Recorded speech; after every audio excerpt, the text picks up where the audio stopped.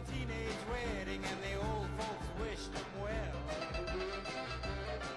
Bonsoir à toutes et bonsoir à tous, vous êtes sur Director's Scan. Director's Scan, c'est Director's Cut en direct de Cannes, tous les jours sur Everyone à 17h ou en podcast sur Digipod. Je commenterai pour vous les différents films que j'ai l'occasion de voir durant ce festival de Cannes 2014. Une chronique aujourd'hui consacrée aux films en compétition officielle. N'oubliez pas aussi de suivre le live tweet Director's Cut, ça se fait sur Twitter, @cut_directors.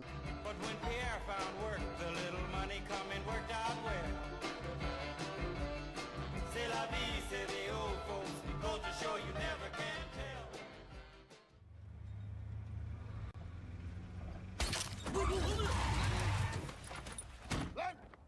Winter Sleep est le premier film Palme d'Orisable présenté en compétition.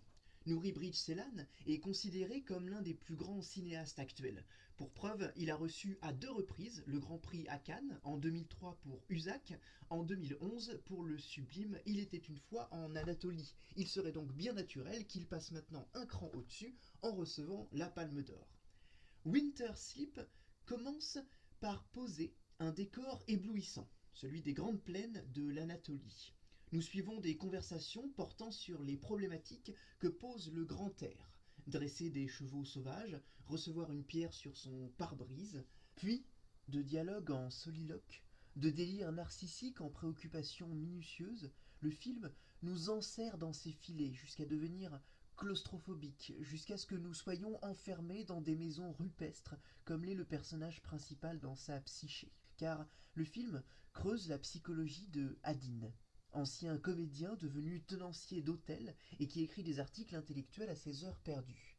Son univers se délite imperceptiblement dès lors que, sans que l'on sache véritablement pourquoi, c'est l'un des nombreux mystères fascinants du film, les personnages qui l'entourent, sa sœur, sa femme, ses locataires, remettent en cause l'affection ou l'admiration qu'ils lui portent.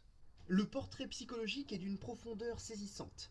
Les dialogues, interminables il est vrai, construisent minutieusement un édifice de doutes, de scrupules, d'offenses, une remise en question qui, sans doute, n'adviendra jamais. La texture de l'image est sirupeuse, charnelle, nous sommes cloîtrés dans des murs de pierre, dans des ambiances sombres, voguant entre des échanges d'une justesse et d'une intelligence rares. Avec Mr. Turner, le film qui a en commun avec celui-là son exigence graphique, sa démarche de portrait psychologique, mais lorsqu'on les compare, c'est comme si Winter Sleep se situait du côté des tréfonds du subconscient, quand l'autre est fait de clarté et d'univocité. Un film ample, puissant et pourtant minimaliste, qui de tous les films portraits de la sélection est celui qui creuse le plus profondément son personnage. On en ressort avec, au choix, l'injonction de se remettre en cause ou l'impression d'avoir touché au plus proche une altérité irréductiblement indéchiffrable. Un grand film, donc, s'il en est, qui place la barre très haut, que ce soit du point de vue de la mise en scène, de la direction des acteurs, de l'écriture des dialogues ou de la construction du scénario. Devo fare la cacca. Vediamo. Però vai a letto, se no non mi concentro. Che succede? Mamma, un buco nella panna. Lo sapevo. Les Merveilles est sans doute la présence en compétition la plus inattendue. Il est réalisé par une jeune Italienne inconnue au bataillon, Alice Rohrwacher. On nous présente une famille italienne habitant dans une île, ancien fief de la civilisation étrusque, qui passe leur journée, cette famille, à récolter du miel. Une mère passive qui semble toujours plus ou moins absente, au point que c'est la grande sœur qui gère les plus petites. Et un patriarche de l'autre côté, obsédé par son commerce et capable d'une grande violence psychologique. Tout ce petit monde est bouleversé lorsqu'une émission de télé ultra kitsch, présentée par une Monica Bellucci déguisée en princesse étrusque, cherche à faire un reportage sur une famille de l'île qu'elle choisira pour symboliser les merveilles cachées de l'Italie rurale. Ainsi, les véritables merveilles du titre, ce sont ces 3 gamines que leur père ne semble pas reconnaître comme telles, puisqu'il leur refuse de se présenter au casting. À moins, au contraire, qu'ils ne soient justement plus conscients que les autres de l'artificialité de ce spectacle. Participer à l'émission devient alors une obsession pour les jeunes filles et leur maladresse s'accumule.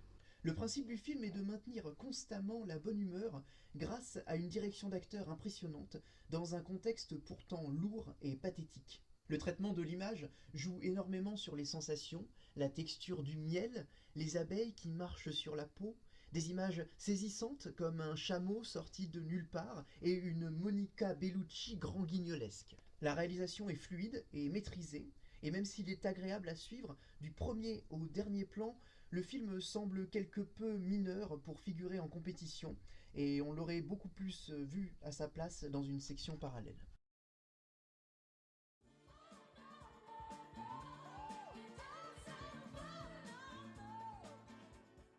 Saint-Laurent est à l'inverse le film dont la figuration en compétition était la plus attendue. Après Mr. Turner, il s'agit du second biopic présent en compétition cette année. Un des premiers choix à faire lorsque l'on raconte la vie d'une légende est celui de la teneur à donner au cours des événements. Alors que Mike Leigh, grâce à son travail de scénario improvisé, avait réussi à faire de la vie de Turner une suite d'événements hasardeux, Bonello inscrit son personnage dans une véritable destinée. Tout se passe comme si l'expérience de la guerre d'Algérie avait pour finalité de former la personnalité du maître, comme si sa rencontre avec le personnage interprété par Louis Garrel semblait écrite d'avance. La preuve, sa nécrologie est rédigée par les journalistes dès l'année 1974. Mais le tour de force de Bonello est de montrer toute la vanité du cours des choses. Il ne ressort de ce destin exceptionnel qu'aigreur et ennui.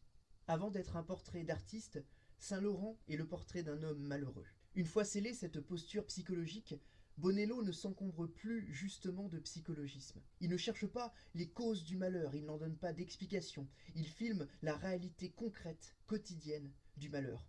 On pense à l'itinéraire d'un enfant du siècle de Musset, lorsque dans un split screen, il fait défiler des images d'actualité en parallèle avec les robes dessinées par Saint-Laurent, comme ce personnage qui coulerait sur les années, mais surtout, il définit sa détresse psychologique comme ce grand mal bourgeois de ceux qui ont à disposition tout ce dont ils ont besoin. On pense aussi du coup à Sofia Coppola dans cette confrontation du faste et de l'ennui. Nul doute que, puisqu'elle est membre du jury, elle saura y être sensible, puisque c'est sa grande obsession. Le film est produit par les frères Altmaier. Nous avons donc affaire à la rencontre des deux grands maîtres de la reconstitution historique, à la fois à la réalisation et à la production. Sens des détails, captation des ambiances, les années 60 renaissent sous nos yeux. Mais cela sans jamais se laisser à aucun moment piéger par les images d'Épinal. D'ailleurs, on est plus proche des préoccupations du pop art que des hippies ou du disco. Le goût que peut avoir Bertrand Bonello pour les artifices le rapproche du geste créateur d'Yves Saint-Laurent lui-même.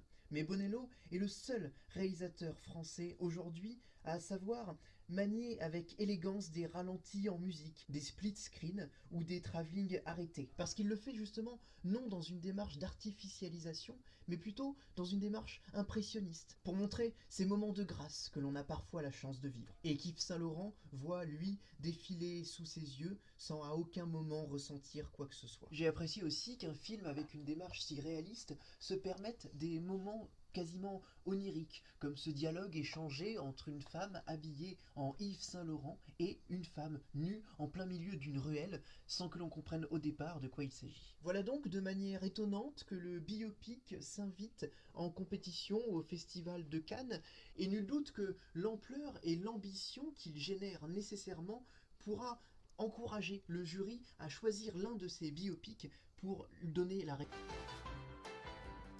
Voilà, c'est tout pour aujourd'hui. Merci de m'avoir suivi pour ce 4e épisode de Director's Scan.